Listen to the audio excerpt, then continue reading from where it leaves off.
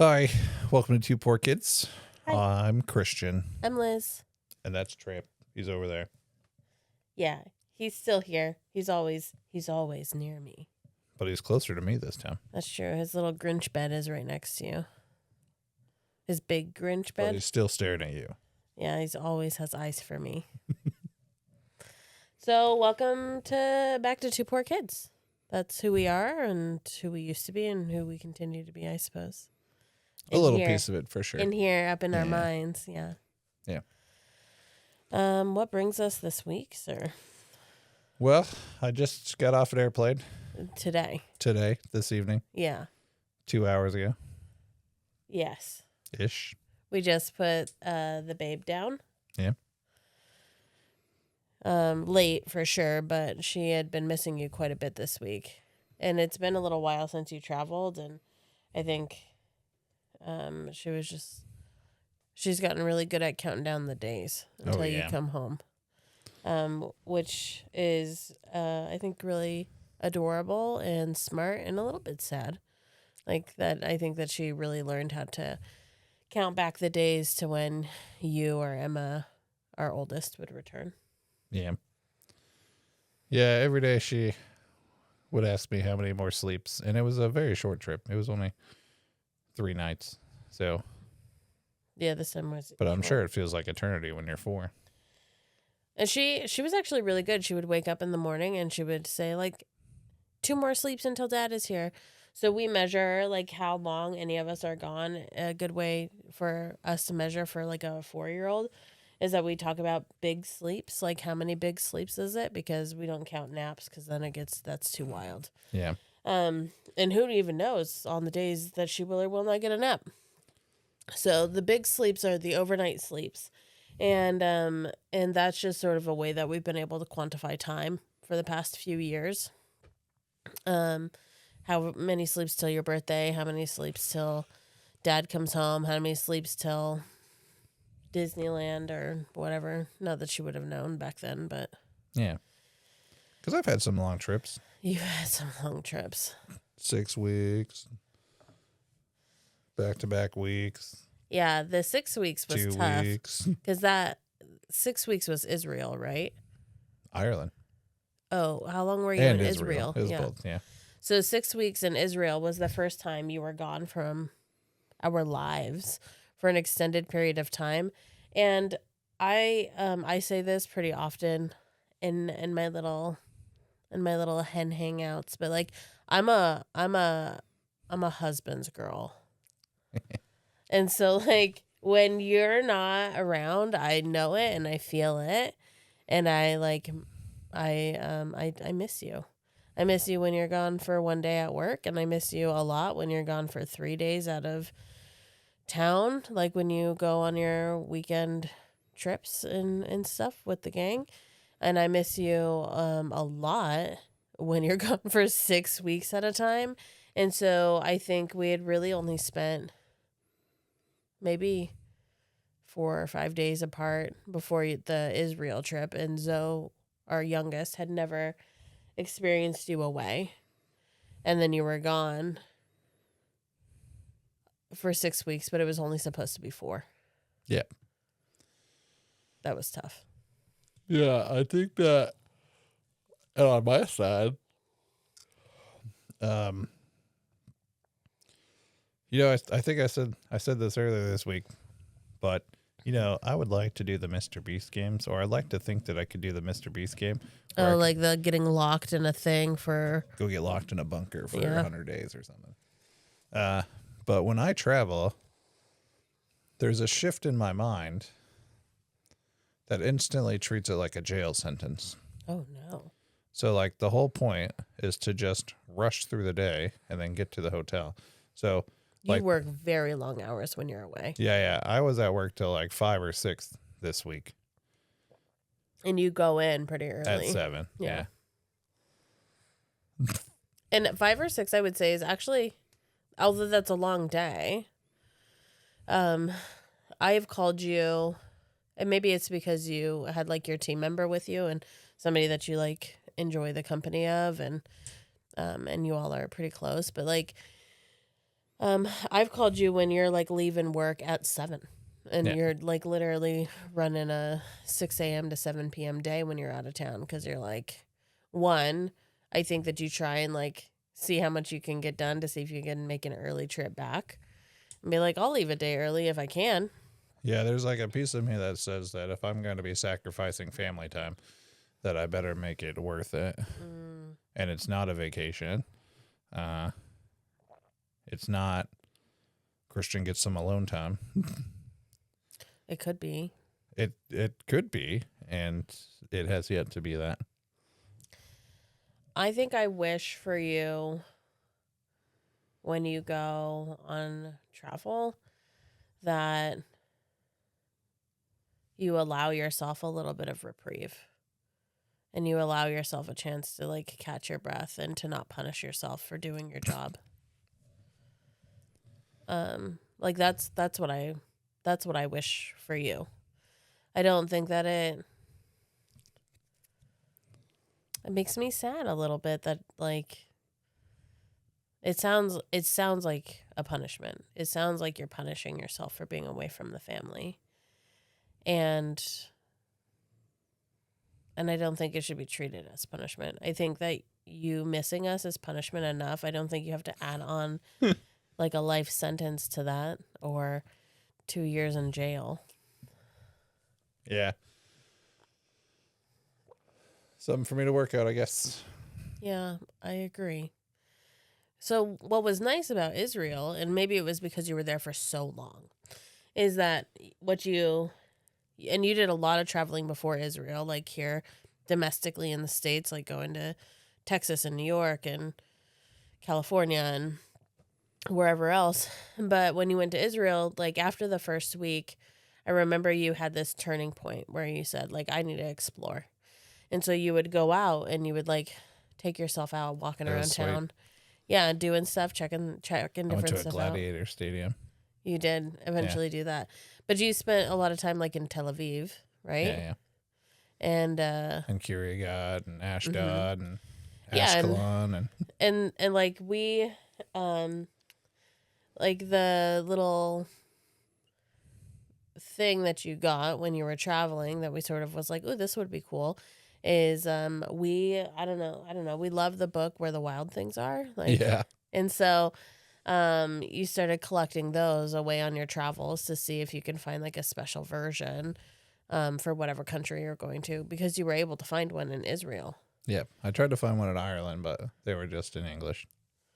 Yeah, I wonder if different parts of Ireland that you might get something a little bit more Gaelic. That's fair. I didn't go to The west side of the the island, west side of the island. which is a little bit more rural. Oh, and then I ended up catching COVID in Israel. In Israel, which is why you had to stay extra time. Yeah.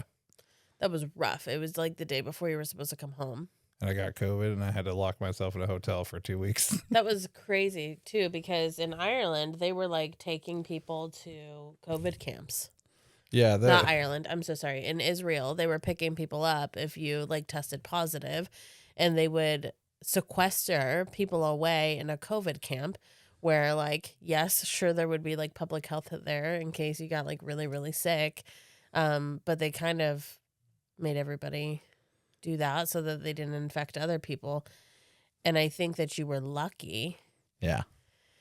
That you had like an apartment sized hotel when you were there, and you still had to report it to their government, and they were like, yeah, I guess this American can stay in their apartment. But you paced The whole time. Yeah. And I got real sick, And you too. were really sick, yeah. And you were by yourself. Yeah, that was the worst. Because I was just waiting for the cops to come take me to a COVID hotel. Mm-hmm. Rough. But Israel is still one of my favorite countries to go. And I think that you allowed yourself the peace to explore and to not punish yourself for working. Yeah, I did that in Ireland too. Ireland was different. When you came out, we went castle hopping and stuff for a while. It was very fun.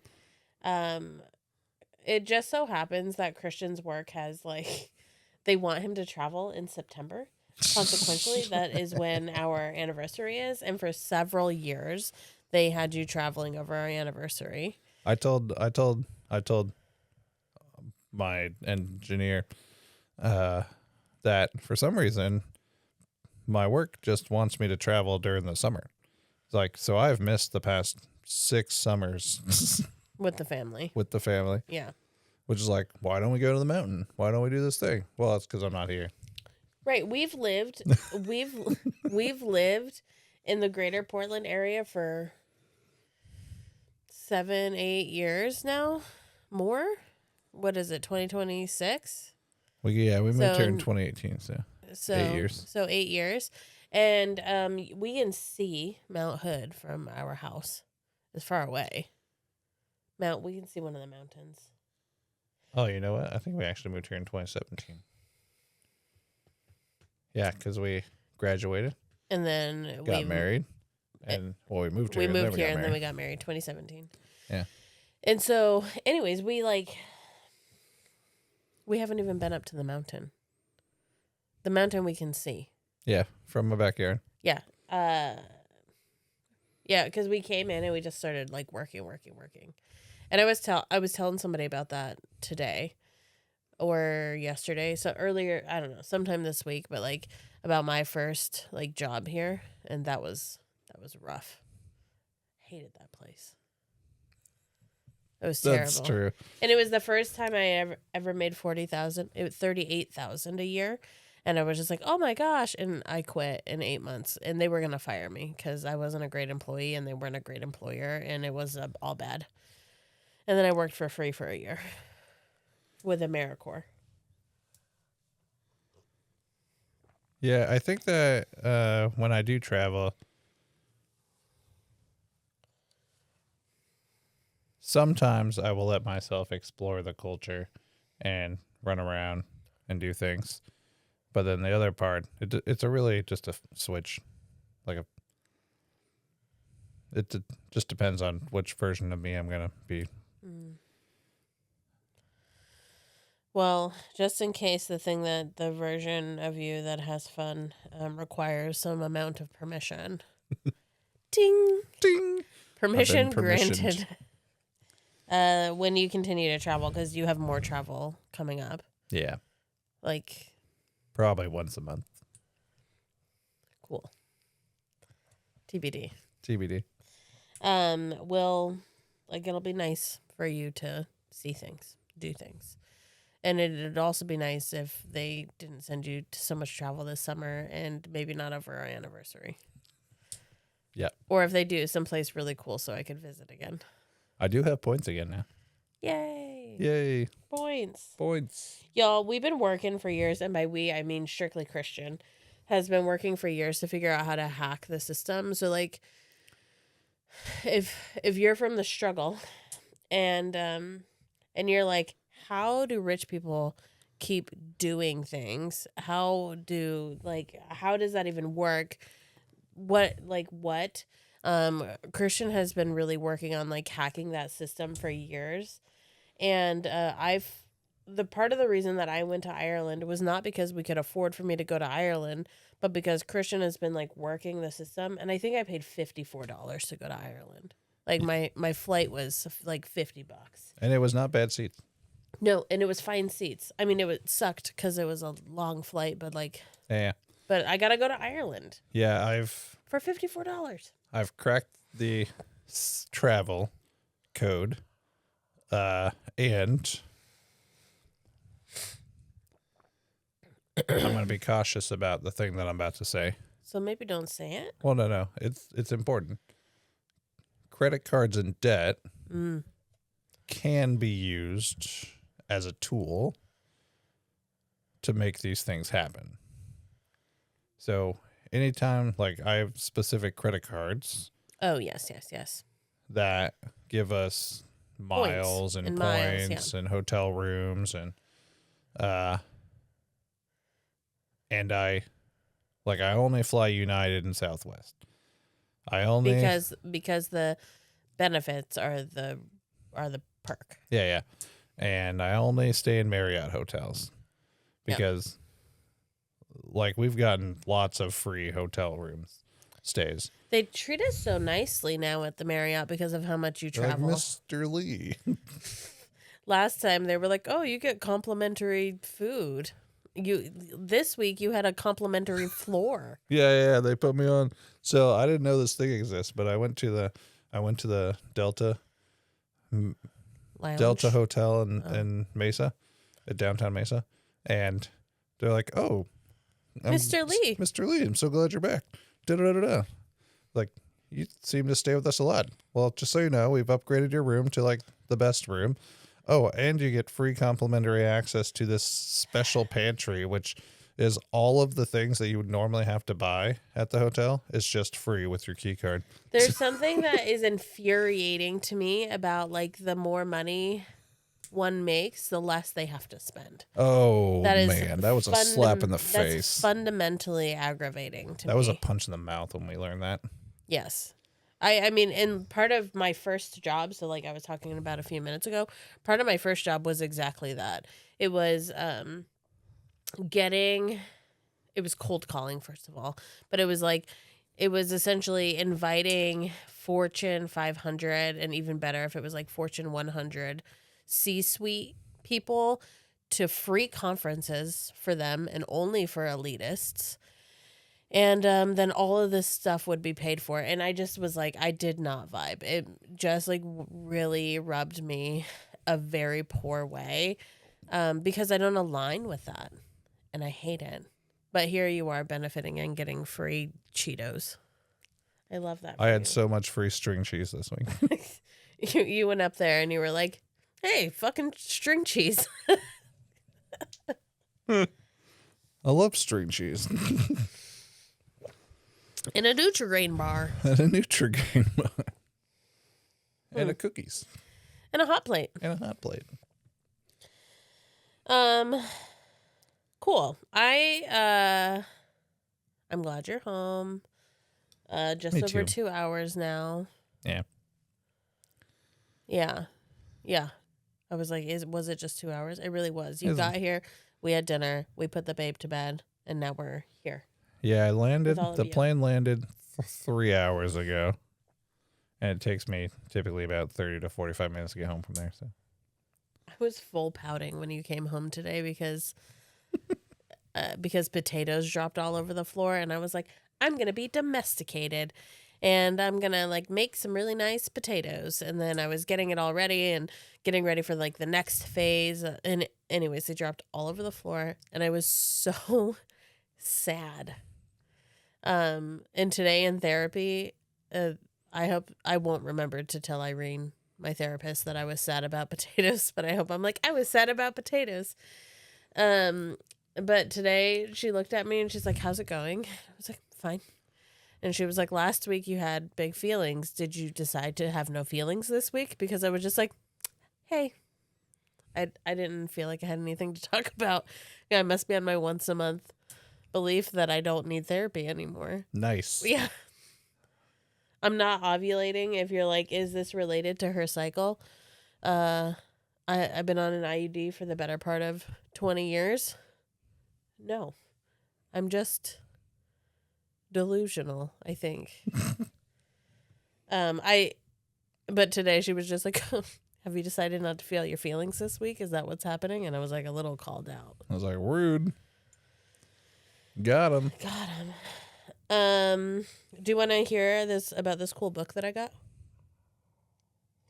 Yeah. Cool. So, you know this. You all may or may not know this. Those of you listening in, is that I am like a big poetry lover. I follow a lot of poets. I'm like all about button poetry. It gives me chills. It makes me cry and laugh and feel rage and all of the things. That's where my feelings are hiding, in poetry. I'll make sure to let my therapist know next week. But Watney Launder released this book last year, I believe. This is a poetry book that they wrote. It's called Black Sheep, which, hey, I'm if literally the dressed shoe, in black and if the covered in shoe tattoos. fits. Yeah. And so tonight we were like thinking, what do we want to talk about? And I opened to this poem, and I thought we could start with this one. It's just a little ditty, and then talk about how that makes us feel. Oh. Okay. So my random draw was, the only time I ever looked back was when I was ready to forgive myself for casting my past in a negative light instead of thanking it for my future steps.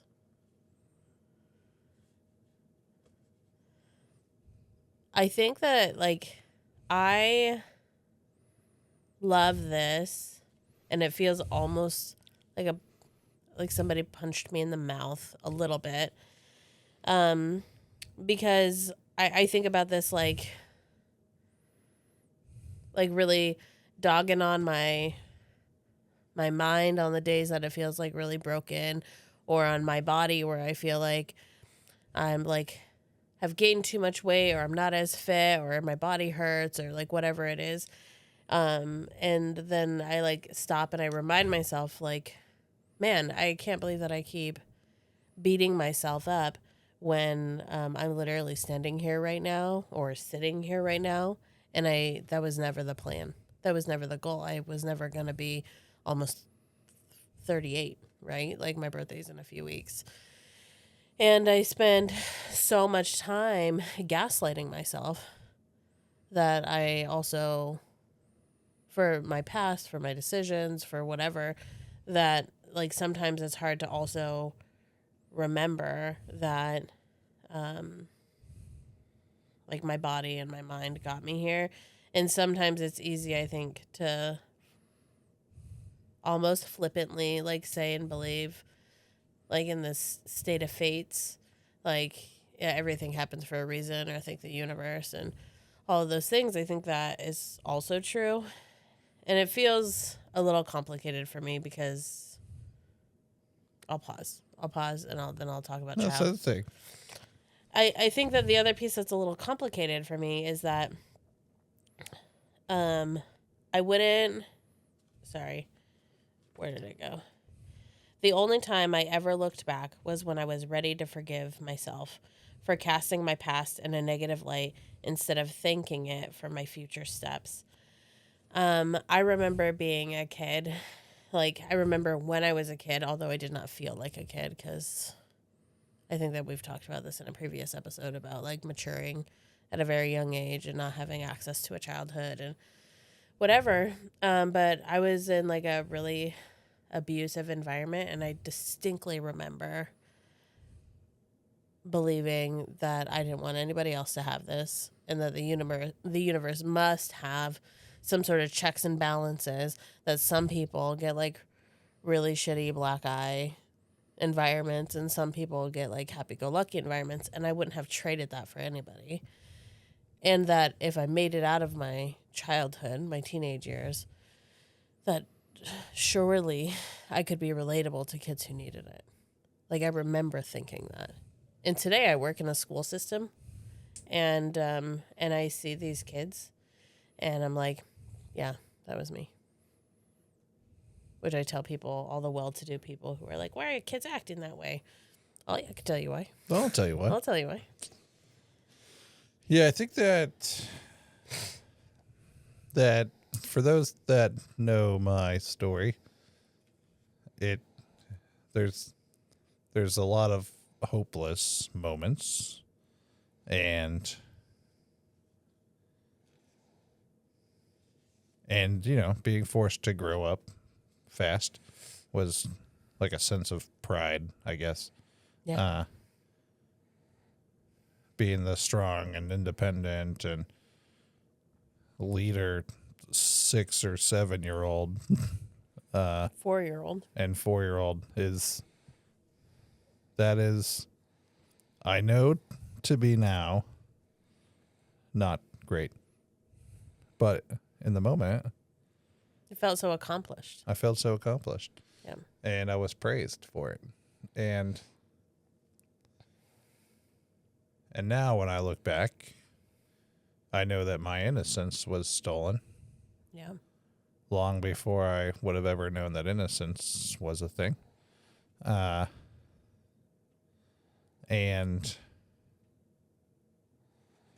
yeah, when I analyze myself and I look back in my mind, all in my head, of course, I have painted it dark and bad, And like you're the bad guy. and I'm the bad guy. Yeah. And I'm the black sheep. Black Nailed it. sheep. Nailed it. And now we don't live that way. Yeah. Can't talk about my best friend that way. Can't talk about my best friend that way. Liz likes to tell me that because I'll Negative self-talk. I'll have negative self-talk sporadically, periodically. And I'll have to work on fixing my language about myself. And she'll tell me, don't talk to my best friend like that. Or don't talk about my best friend like that. Or any version of that. Not in a judgmental way, but also as a reminder that we would never talk about our friends the way we talk about ourselves. Yeah. Which is wild because our friends look up to us. I know. I think that like, I wonder, friends, I wonder a little bit, like, if you know us in real life, if there's anything that we've said that is like surprising to you based upon like whatever picture you have painted about us. Because I think that we've said some shocking things in the 8 episodes or whatever that we've had.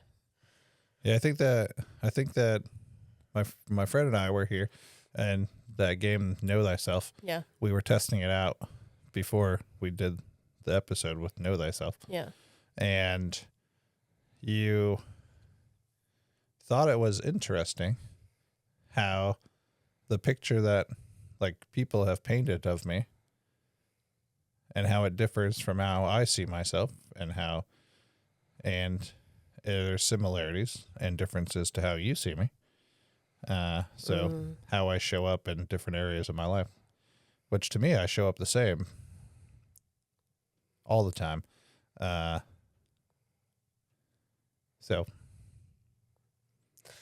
I think that's very human, right? Like, we have different parts of our personality show up with different groups of people, different, like, they're like our core and fundamental who we are. I don't think that changes, but like how much our cup runneth over.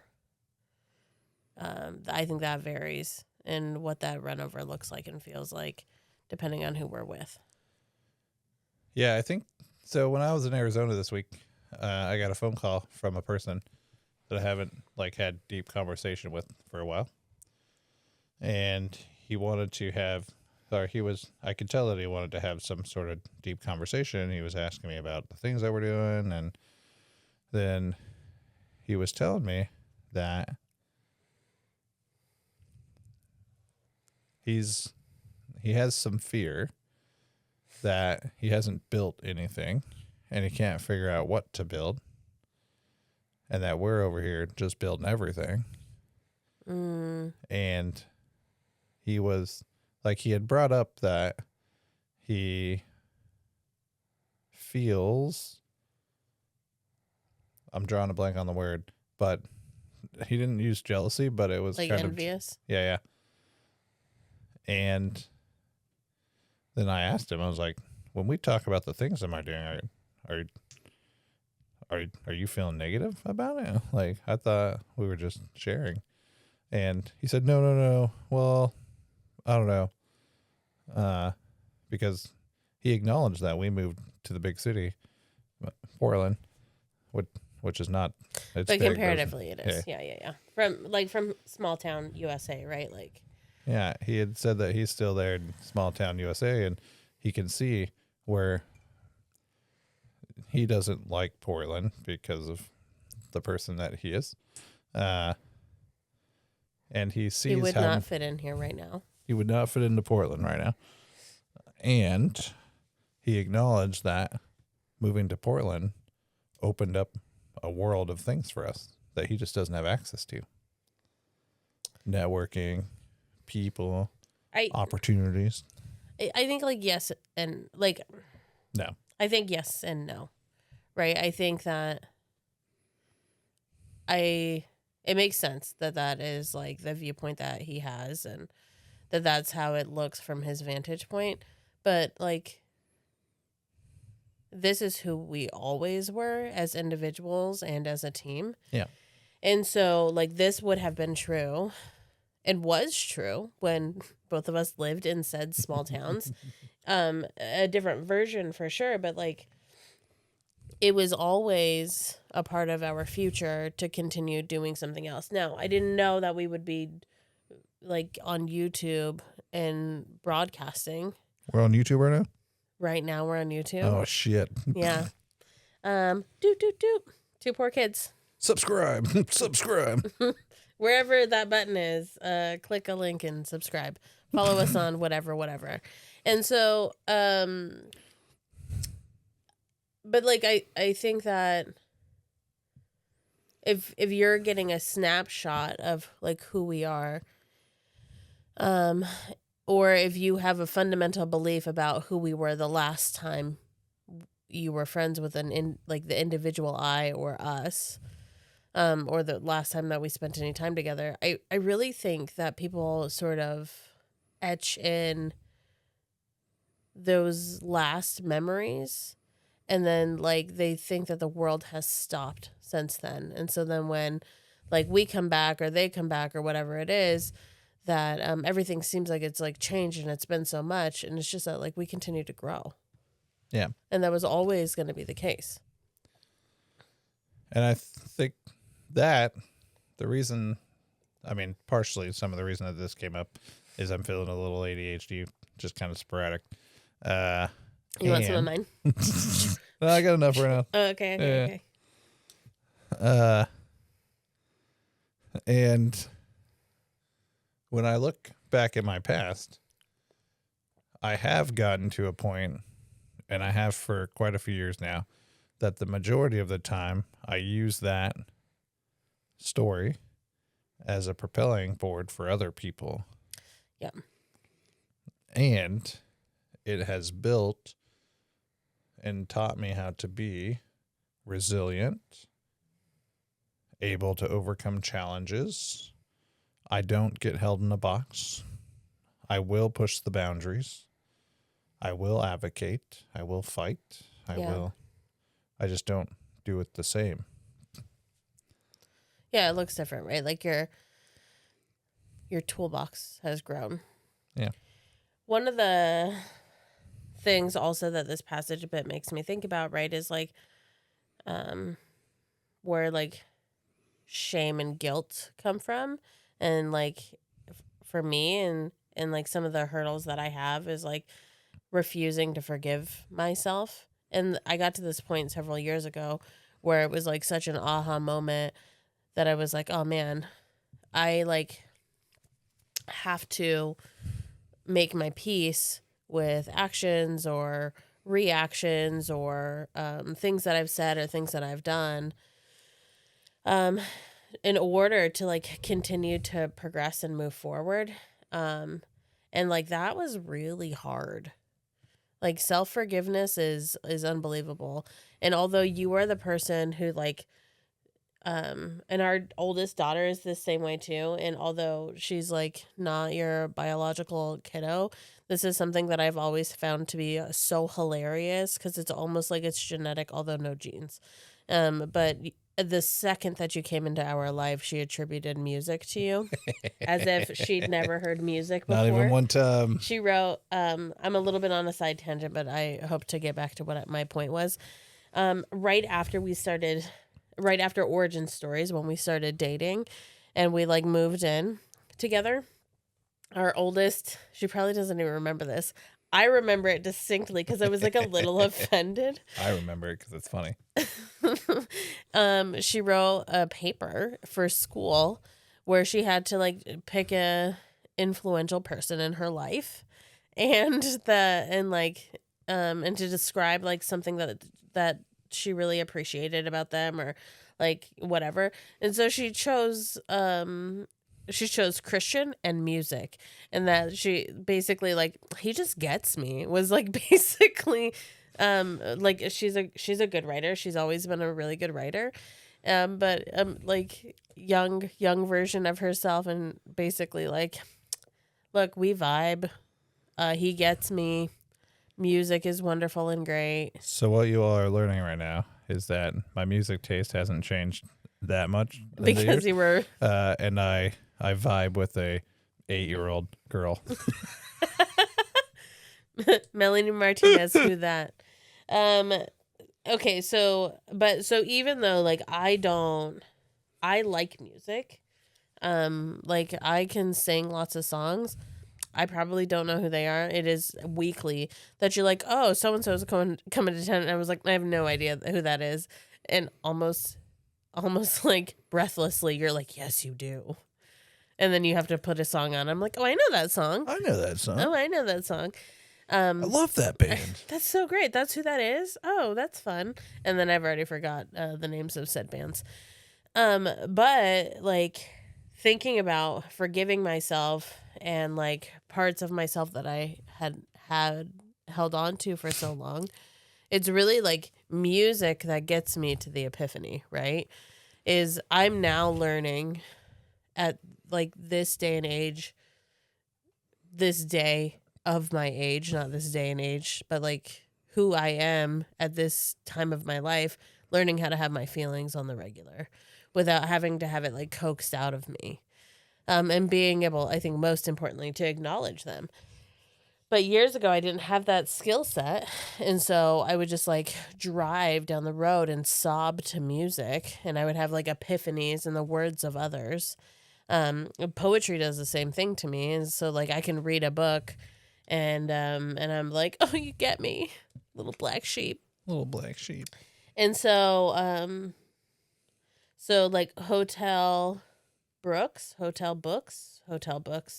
like they have a really beautiful album, and I just like sobbed to the whole thing. And our friend Ashley and I, we were like chit chatting a lot, and she was sort of like my confidant, my girl confidant of like this time of my life and things that I was having the hardest time forgiving myself for. I sobbed, and then I was able to like reflect back on myself, forgive my past self, and so that I could effectively move forward.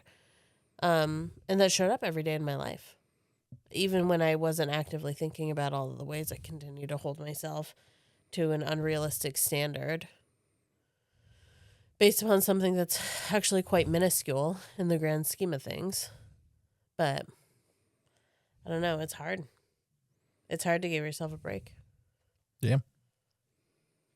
Even if like you use your story to influence others positively, or at least to help remind people that they're not alone and that they didn't make like the worst decision of their life ever and that they can never recoup from it.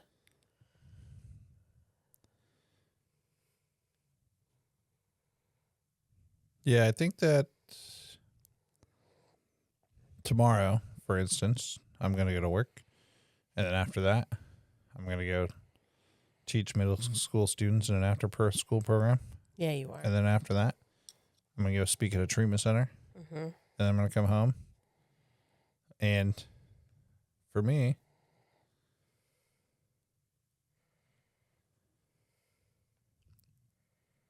my path of forgiveness, I guess, resides in consistently doing service work and sharing my story and teaching skills and doing all the things and giving back. And along with all the other stuff we do, therapy and relationshiping and that,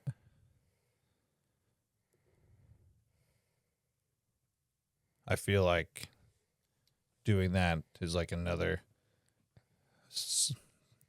space where I give myself room to be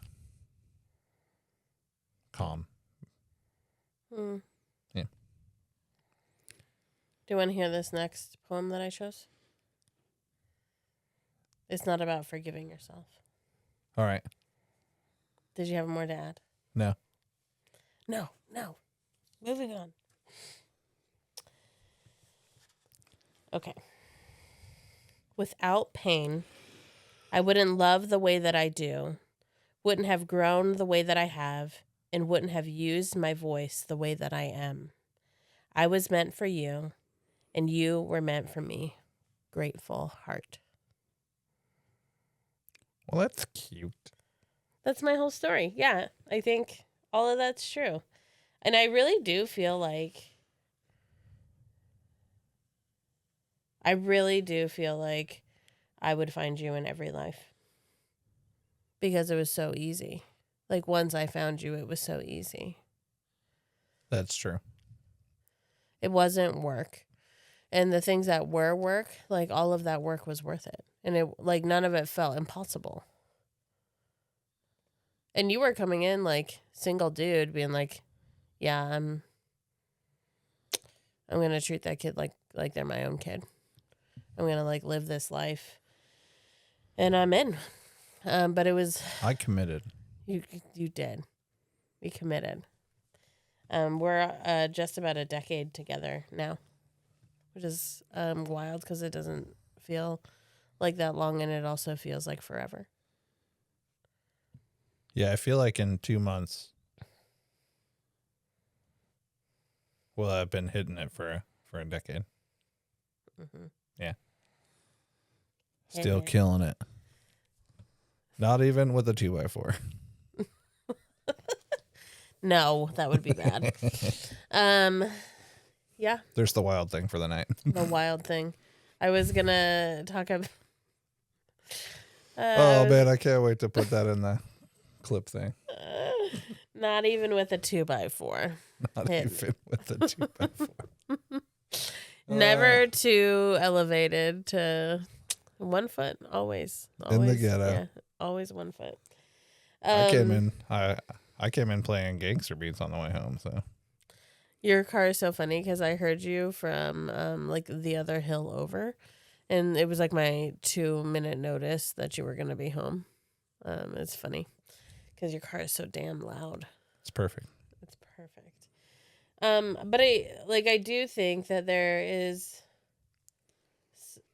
for me anyways, like I don't think that this has to be true for everybody else, but I think that the reason that it feels so true, that like all of the pieces that I've been through and all the things that I've learned and that I was like made for you and you for me, is that sense of ease. Is like, if it is, for me, now I know, is like, if it's supposed to be the thing that's supposed to be forever, it shouldn't be so hard to convince it. Like the universe doesn't need convincing. It just is. Now, things being pushed back for time, because if I would have met you sooner in life, then it would have been some work. It would have been some work, or it wouldn't have happened. Yeah. Like right place, right time. Right place, right time. Because it was not simply just a matter of meeting you. Yeah. Like I would have been like, hard pass on that guy. Hard pass. And you would have been like, she's a loudmouth and I'm not interested. I'm guessing. I don't know. I don't know the answer to that. Yeah, but we also like. I've been with some pretty aggressive partners. Although I don't think I called them partners before. Growth. Nail it. With a 2x4. With a 2x4. Never once have I hit anyone with a 2x4. So we know. Yeah, me neither. Me neither. Yes. I like that you had to triple check that. Just checking my work. I'm just checking my work. 2x4 specifically. I heard what you said. That's the end of my sentence. Yeah, I think that is where we are tonight. Yeah. I just got home. Yeah, it's time to go get ready for bed. Yeah, it was an hour. It was an hour later last night than it is right now. No, it was always 11:05. Here, for sure. I didn't go anywhere. I love you. Love you. I'm glad you're home. Me too. Airplanes make me tired. He needs to go to bed, guys. Yeah. He's a sleepy little baby. I feel a little brain fog. All right. I got the COVID. No. Then you get to stay home and play video games. Yeah, you remember when we used to wish to get COVID? Sometimes I man. still do. I hope to never get COVID again, but I remember that there was a time where like, why do all these people get 2 weeks off? This is wild. Wild times. 2020 was nuts, and I worked in a clinic system and never got COVID, but like I wanted a break. I wanted the break. All right, guys. All right. Good night. Good night. We'll see you all next week. Bye-bye. Goodbye.